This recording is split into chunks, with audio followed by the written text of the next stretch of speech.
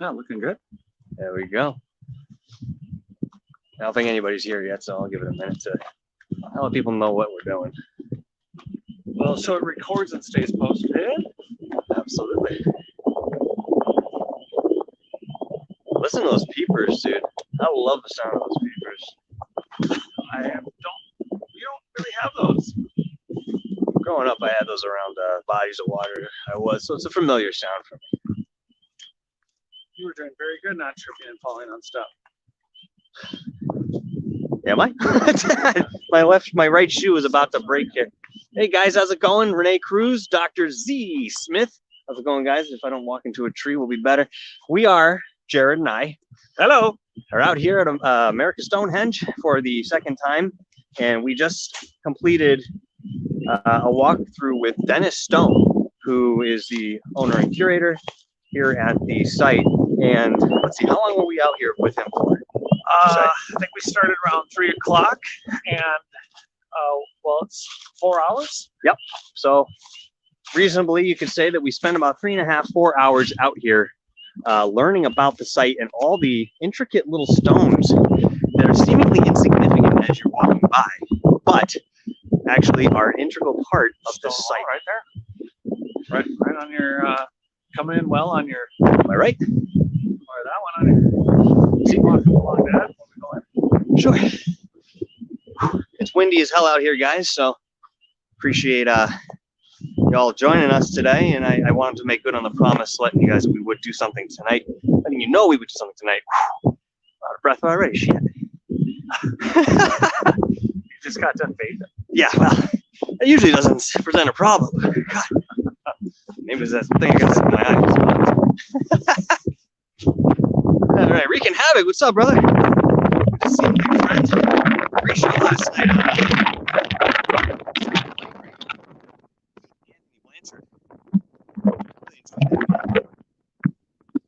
We are very much happy to have you back on the scene with us after your hiatus. Long Island Bigfoot, what's up, pal? Take a very good look, Mike. Okay? Now, imagine this will be us in a handful of months here, walking through Camp Hero, buddy. I don't know if we're going to be able to do it after dark, but that being said, there you go, a sneak peek. So right now what we're doing, hi Lori Oliphant, I don't know if you heard me on the last show. This one right here. Yeah. Thank you for the $5 super chat, Lori Oliphant, from last night, or the other night there. I'm sorry I didn't get to say it to you at the moment. Hey, listen, this site is full of these serpentine walls. You know, before you get further, too. Hi, guys. So there are, each of the spaces in the trees over here are cutouts of alignments of stones that are very far in the distance that you cannot see right now. But each of those spaces in the trees are, there's 3 and then 4. These are all lined up to stones that have been set to various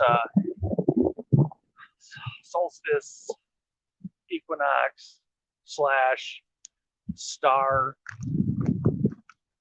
alignments. But currently, we are walking towards the main site. And back to your commentary on serpentine walls, which... All right, sorry. I mean to blind the shit out of you. Yeah. That's not working, is it? No, it's not. Let me ask you guys, how does it look without that light off? Can you guys still see all right? I'll turn it on when we get down more of the enclosed areas. You need to blind you, Jared. Sorry. Yeah, well, still the dust light. You got it. You could show them the. Let's show them some of the alignment stones. Absolutely, because we will have that light. Well, this is also parts of the site that aren't normally covered when people come here. They may kind of drift back here, but when you're seeing anything on YouTube or other than Scott Walter, you're not really seeing the majority of the site here. I wonder if your stone will be still lit. Oh, that's right. Yeah, we're taking that walk through, and I actually discovered something that Dennis had mentioned he had not seen before and was not aware of, and it looks like some sort of petroglyph, perhaps a Phoenician letter from the alphabet, perhaps being either B or A. The only difference is the B doesn't have the hook on the top, but you can't really tell because it's a bit worn. So yeah, we didn't actually come to the site today for Michael to discover something, but he did discover something. He saw. He asked me if this was writing or quartz, and it's a stone that's set quite specifically over here in between. Can they see between the trees? You guys see that? That's wide open in there. So these trees have been cut out so that they show a stone that has an alignment. We'll get to that stone in a minute, but just to the right of Michael here is a stone. I'll walk to it while you guys look. And this stone right here has an alignment. But what he's going to focus in on is what he discovered. And Dennis, after all of his entire life at this site, had never seen it. And it's down here if you want to get in there. This is what Michael found. Take it over. All right, guys. So as you can see, nailing down here. Yep, he's going to trace out that line. Now, there seems to be a cross. Okay, and then a lot of triangular shape that actually makes into about here. It's tough to tell, but very, very easily. I mean, it could be a quartz striation, but I've never seen anything like that. And to be honest with you, the discoloring here looks like it's superficial. So this is all granite for what it's worth. And yeah, this seems like something has been kind of carved in here to whatever degree, especially here where there's a bit of a pith. But yeah, this is kind of cool to see this, and know that this is something that nobody has seen yet before. As we were looking at this stone here, he had mentioned, Jared, this one here, but there's a notch on the top, which you can't see off into the distance, but this actually aligns. Let's try that. It actually aligns with two other structures on the property.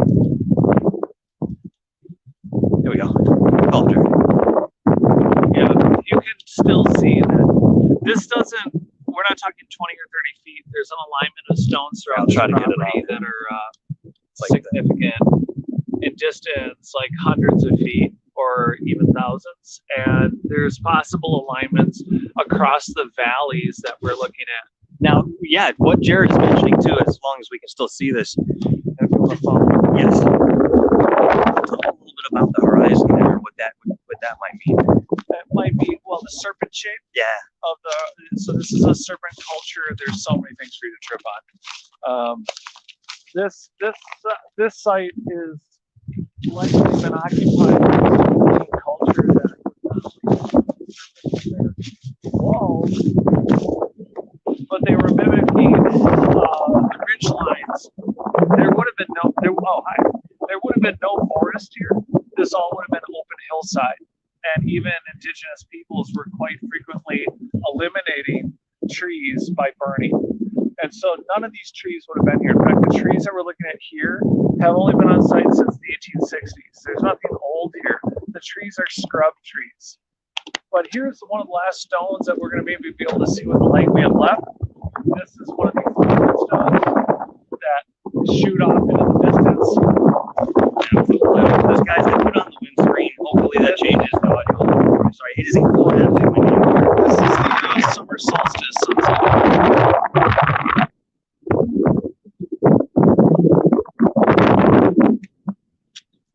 Again, nobody's supposed to be out here after dark.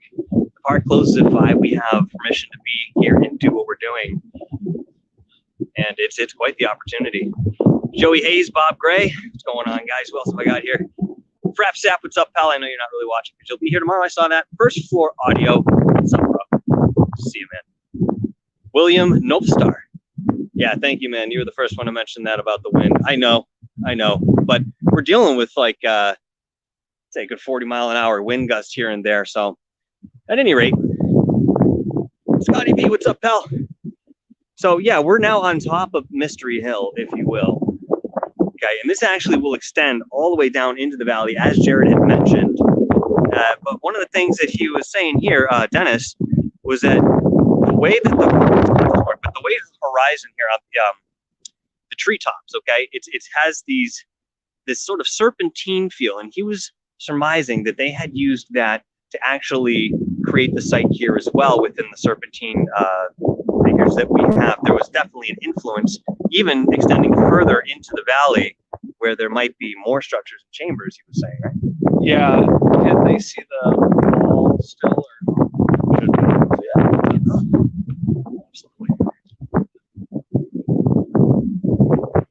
Hey, Mr. Catfish, what's up, my friend?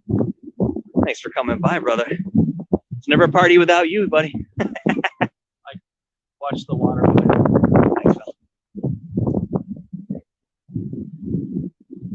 So yeah, as much as a lot of these just look like stone walls in the woods, truth is that they had a lot of significance in there. That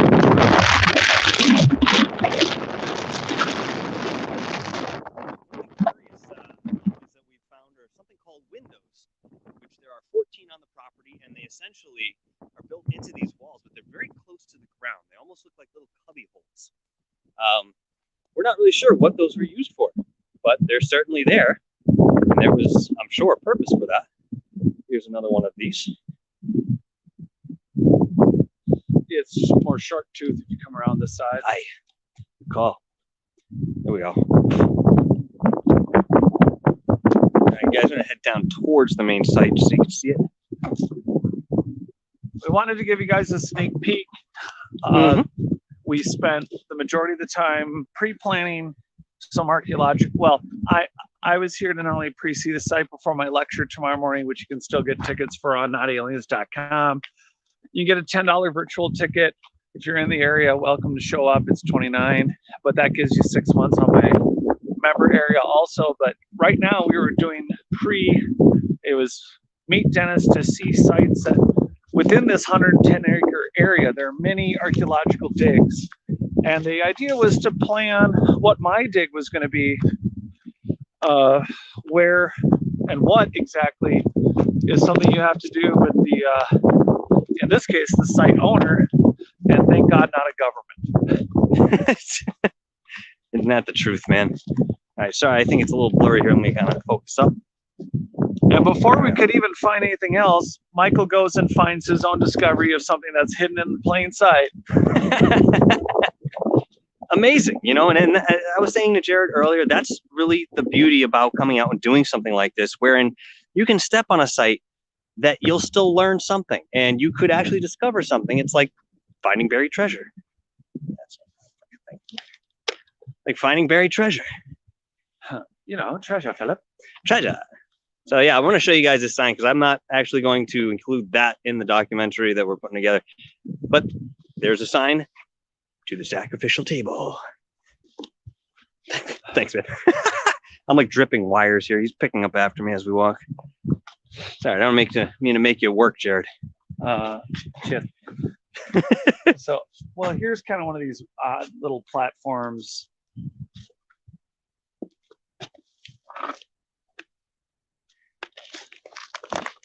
It goes up relatively far, actually. I could easily crawl into that. Let me see it around the other side. Yeah, that goes back further than I thought it did. Whew. Pretty cool. I'm not going to get too close, but I just want to show you guys. Light, come here. Be quick about it. This is delicate areas. Here is the sacrificial table up close. You couldn't really see it in the last live that I did. It was getting dark. I didn't have the proper lighting, but as you can see, there's a trough. Now, look. What's this? Clearly, this has been marked, okay? Whether it's, actually, no, I'm looking at it, might be, nope.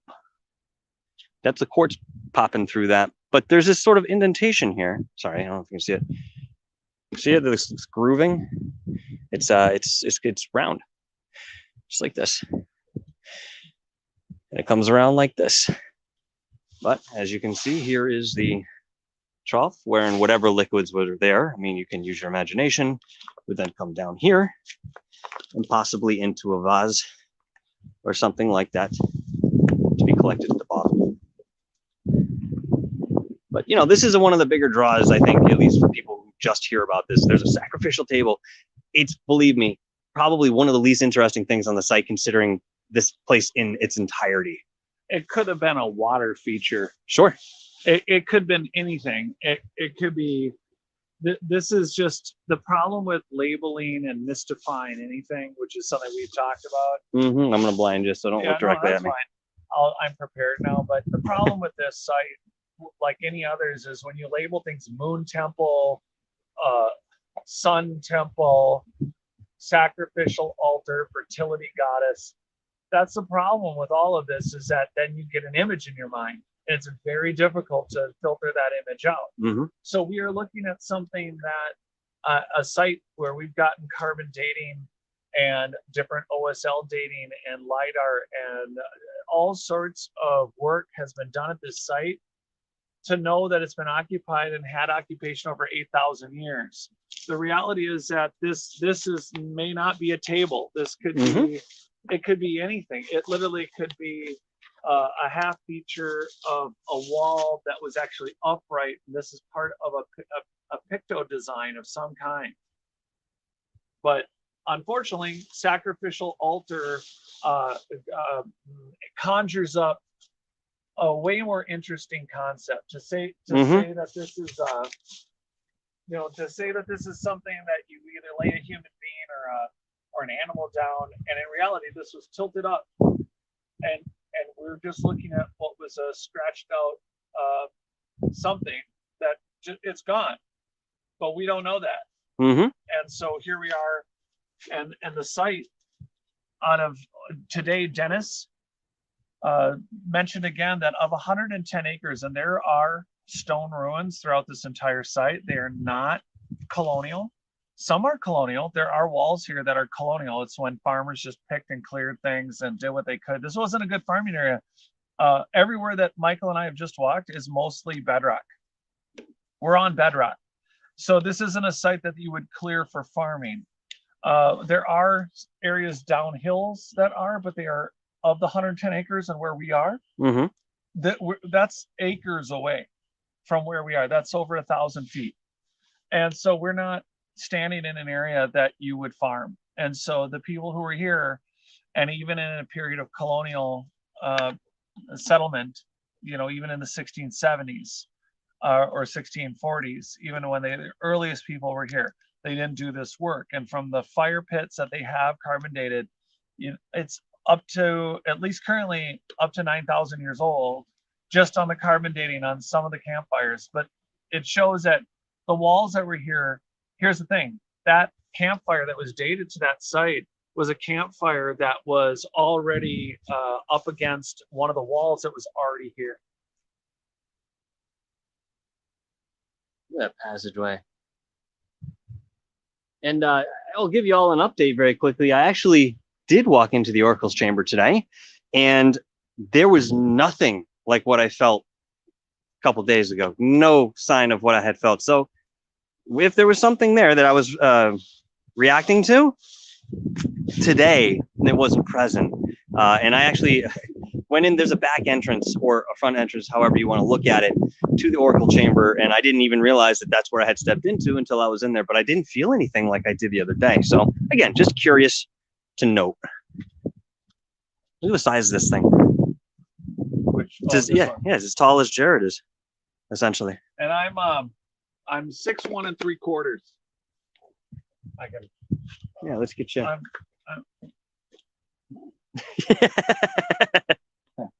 So this is still taller than me, so it's got to be 6'3" or 6'3.5". Absolutely amazing. And just so you guys can see some of the inside of the chambers real quick while it's dark and we got everything lit up here, I'm going to show you very quickly. This is another kind of quick walkthrough. We're just ending up our time here today. And again, this has been incredible in what we've learned today and even surmised between ourselves. So, and a lot of that's what this is. I mean, you come and approach it with an intellectual background, whatever you understand about archaeology, culture, astronomy, try to tie it all in together and find a continuity. I think that's the simplified version.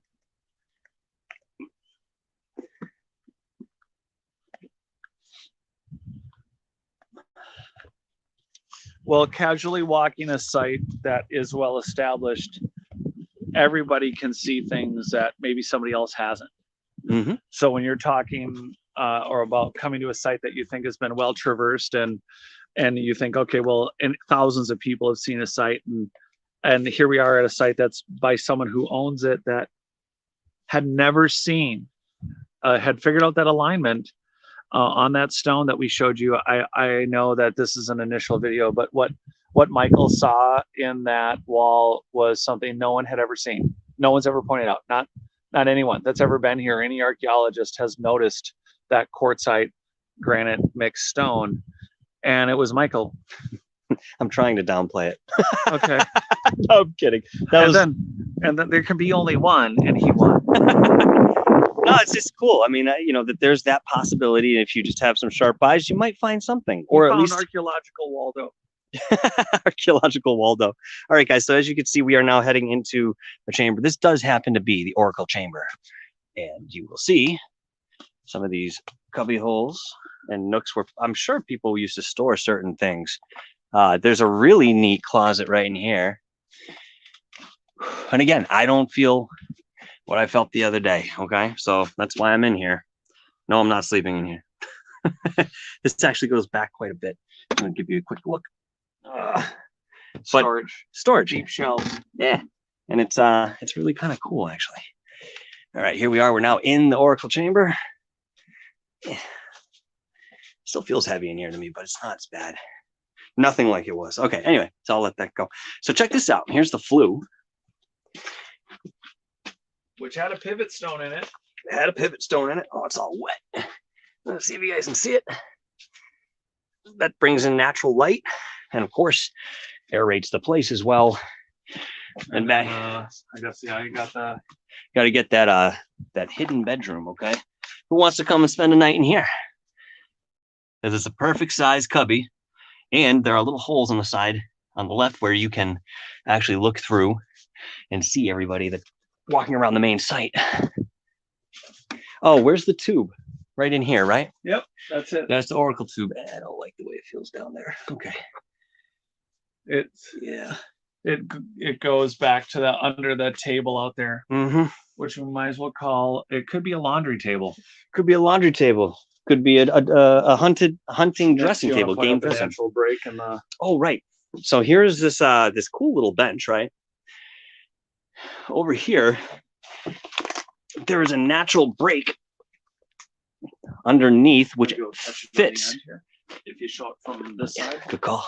And then, so this right here, this chunk is a natural break from that bench. That bench was these two megalithic, well, these two large stones. That not that they're specifically megalithic blocks, but you can see the tops of them. And like right here, this block goes down, and this block and that block are one block, and they either were separated or they naturally separated, and they used it as a point to build or to use it as a bench and to build the cover above it. Incredible. How did they do it? That's always the question, isn't it? And you have another little shelf. I mean, just, the depth that some of these reach back, you have to wonder if they've kind of collapsed a little bit over time, or if they were actually intentionally designed that way. Very impressive walkway. Now, one of the things that Dennis Stone had mentioned to us is that this slab right here used to connect. There used to be another one that came right over on top here, but that has since disappeared. And oddly enough, this was all one structure. You could walk right into this, and this is the largest one that we've found, or that we're aware of on the site, which is still pretty darn cool if you ask me. Well, the Brody stone behind you, as in Dave Brody, the author, that big stone, you noticed an alignment with this one, but there's a number of there are too many non-coincidences for a lot of the alignments that are at the site. But some of the mysteries include actual recent archaeologists into the 40s removing items that shouldn't have been removed. And at the end of the day, these people worked with stone and they stacked it. This part of this property could have easily had a roof that was made out of wood. Good point. Very good point about that. Another kind of area. Yeah, I like this little spot right here. Just really kind of cool. This stone that's on top here is enormous, but it certainly acts as what it's supposed to be, as a roof of some sort of thatch. And then, of course, there are larger stones piled right behind it. So it's just amazing what people were able to do. And again, one of the things I asked Dennis too, which is obviously what I had suspected, is that there's nothing esoteric about the construction of a site like this. They were using conventional tools and what they would have had at the time. They were using more laborious ways of, putting things together. Here's this is a chick. It's a picture of a chickadee. You find many of these different impressions of animals, and some of the slabs themselves actually carved into familiar animals of the area. Really, really cool.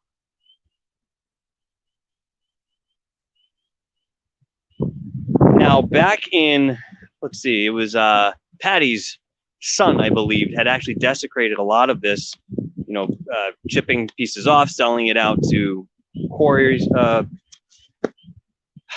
don't know who he was selling to exactly, but he was evading quarry tax at that time. So yeah, I mean, this is what's left of what's standing, and yet I think probably a good 80% is still underneath all of this earth and needs to be excavated or at least identified. So guys, I just want to thank you for being with us. We're kind of making our rounds out now that it is pitch black in the middle of woods. We don't have a knife or any sort of protection. So if there happens to be a rabid elk of sort, we will be running. And I know it's probably not going to get me. I've got shoes on, but Jared's wearing sandals, and I don't, No, I'm good. I'm good. I wear sandals everywhere, but that concerns some people. It's only for Natural History Museum displays. Clearly all the natives and the cave people, they put boots on when they left their campfires. They only wore sandals at their formal business campfires. Watch that one there. Watch out for where the chains are. There's one more cavern I'm going to show you before we call it for the night, but we'll be back. I don't know if we'll be back. We'll probably be back tomorrow, because we're going to have some people with us, and we're going to be enjoying that. I don't see why not. We'll be on, and we will get to conflict. Yes, too. We are definitely going to be doing something for conflict. In fact, that comes first in respect to what we're going to be doing with these lives. So this is also cool. I mean, are these, again, here's another thing, and you guys are going to hear a lot about this in, the walk around that we did as we put this together. But, it was my thought initially when I asked Dennis, these aren't spots that seem to be dwellings. They seem to be something else. They might be central to whatever civilization is here, but it's not where they're sleeping. It's for religious, it's for astronomical implications, whatever it may be. But where did they live? Where did they come from? Did they travel for miles to reach a site like this? Or were they just over the way, Really curious. But all right, we're going to try to find our way out of this woods. And once again, guys, I want to thank you for joining us once again. Also, I will mention what Jared had said earlier. If you are interested in joining us tomorrow, the lecture will be at 9:30 in the morning. And go ahead and check out Eastern. Yes, thank you.